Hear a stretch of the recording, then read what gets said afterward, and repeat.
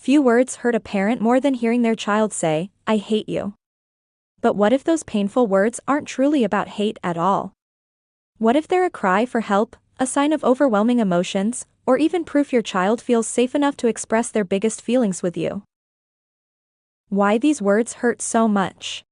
As parents, hearing "I hate you" feels like a punch in the stomach.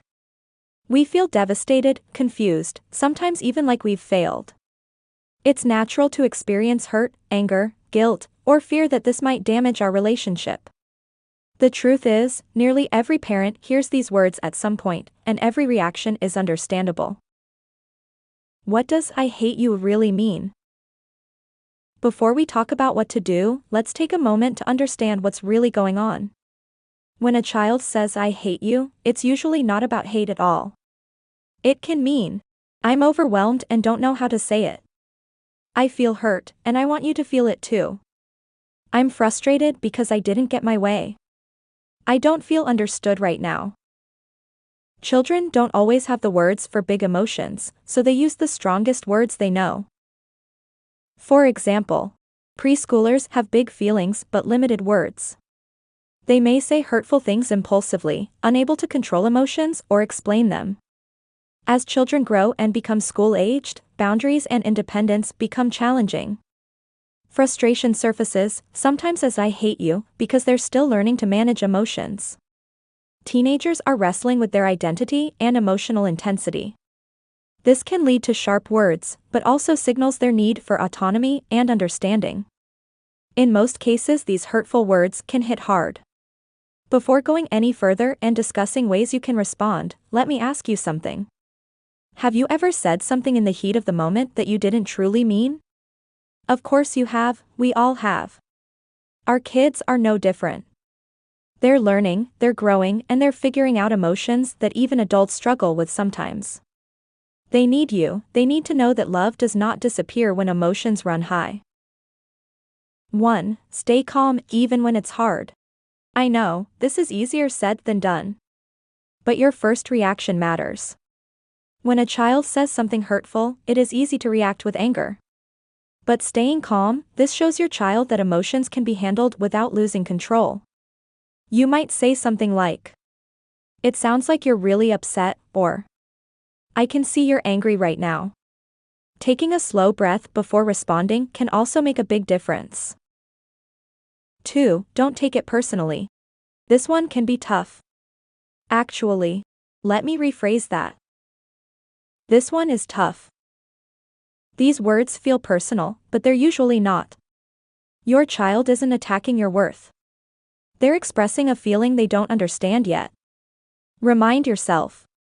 This is about their emotions, not your value as a parent. Keeping this in mind helps you respond with patience instead of hurt. 3. Acknowledge their feelings. Sometimes kids just want to feel heard, even if you don't agree with what they just said, you can still validate how they feel. Try, "It sounds like you're really mad right now," or, "I can see you're angry." This helps your child feel seen, and that can help them calm down their emotions faster. 4. Set clear boundaries and hold firm. Just because you're understanding, doesn't mean you give in. You need to teach your kids that hurtful words are not acceptable. If the "I hate you" came after you said no to something, it's okay to stand your ground. You can say, "I understand you're upset, but the answer is still no, and it is not okay to say hurtful things." Or, "You can tell me you're mad, but we speak respectfully." This teaches your child how to express strong emotions in healthier ways. 5. Give space when needed.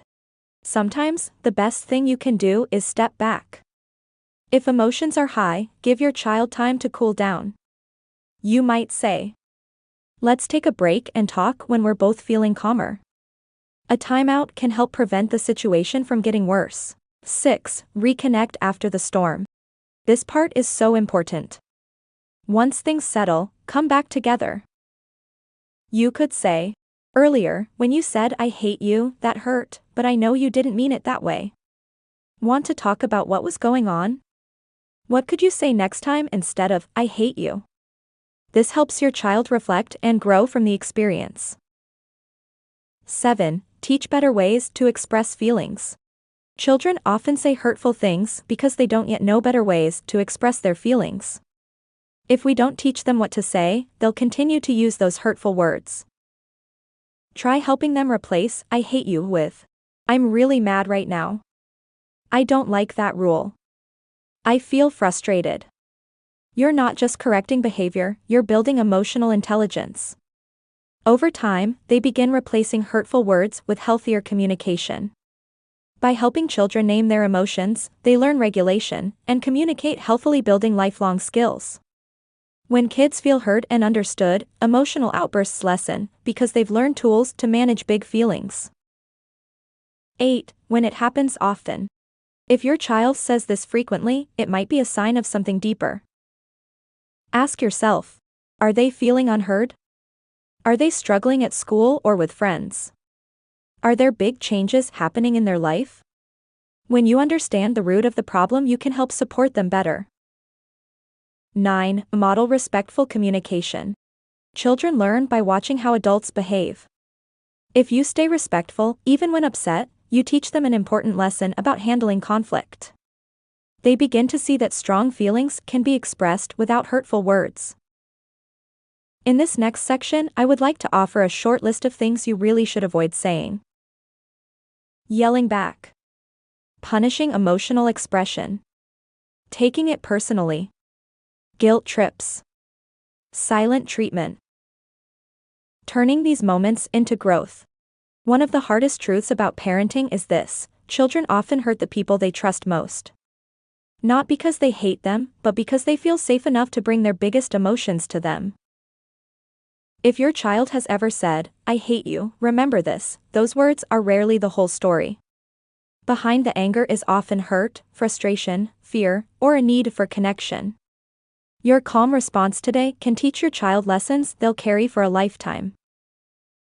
If this video helped you, please like, subscribe, and share it with another parent who may need this reminder today. And tell us in the comments, how did you respond the first time your child said, "I hate you"?